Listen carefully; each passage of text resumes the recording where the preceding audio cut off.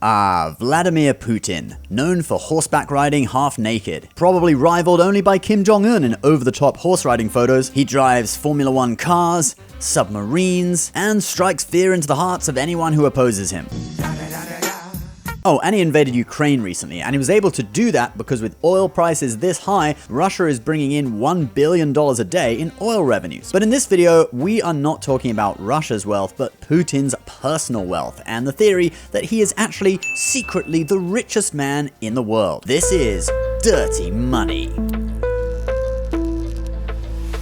So before you scoff at this and call it a conspiracy theory, let me first let you know that Elon Musk, who is officially the world's richest man, says he thinks Putin is, quote, significantly richer. Why would he say that, when the Kremlin has already clarified that Putin earns a modest $140,000 annual salary and lives in an 800 square foot apartment? Well, to understand why Elon Musk thinks Putin is the world's richest man, you have to go back to the 90s, where your internet sounded like this.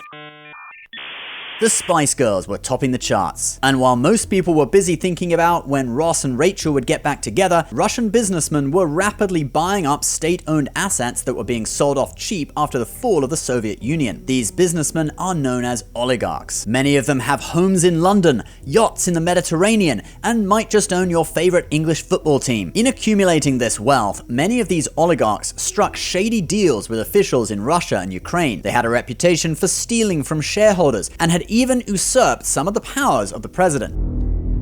Now we get to the year 2000, and Vladimir Putin is elected as the president of Russia for the first time. He discovers the immense corruption and power struggles between the oligarchs and the Russian government, and in 2003, he acts, arresting Russia's biggest oligarch, Mikhail Khodorkovsky, directly off his private jet and putting him on trial in a cage right in the middle of the courtroom. That image was broadcast by the media across the world and seen by all the other oligarchs, and understandably, they didn't want to be put in cages like Khodorkovsky. What supposedly happened next was told in financier Bill Browder's testimony to the House Judiciary Committee in 2017. After Khodorkovsky's conviction, the other oligarchs went to Putin and asked him what they needed to do to avoid sitting in the same cage as Khodorkovsky. From what followed, it appeared that Putin's answer was 50%. He wasn't saying 50% for the Russian government or the presidential administration of Russia, but 50% for Vladimir Putin personally. From that moment on, Putin became the biggest oligarch in Russia and the richest man in the world. Some estimates put Putin's personal wealth as a result of blackmailing the oligarchs as high as $285 billion. It is unclear how this money was paid to Putin.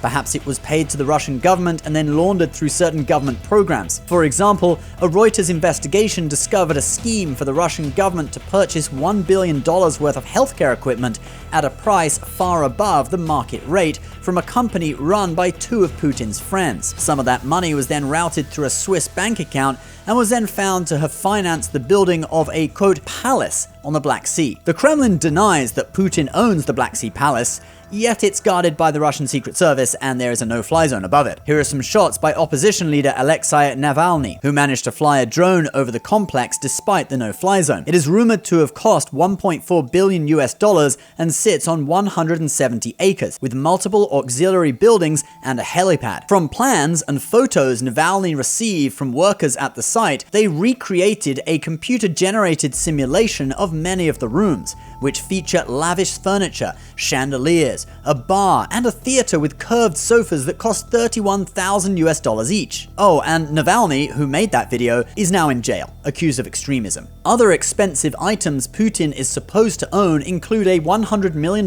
luxury yacht, a $700 million plane with gold toilet seats, 700 cars, 58 aircraft, and 19 houses. Putin's watch collection is believed to be worth $891,000, and with those, you can see him wearing them, so he can't really deny it. If you search Putin watch collection on the internet, Google even curates a selection for you, telling you can shop the Putin watch collection on Google Shopping. Are these government-owned watches for use by the president?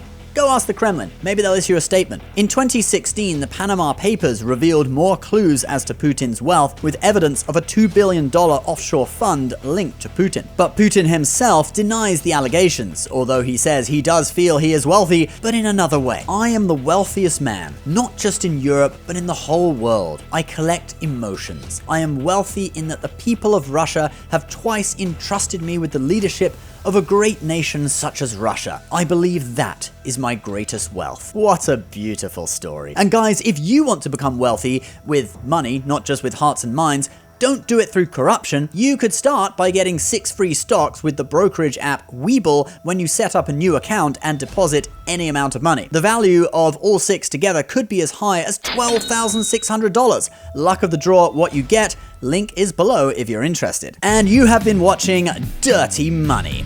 Please subscribe for new videos every Monday and Thursday, and we'll see you next time.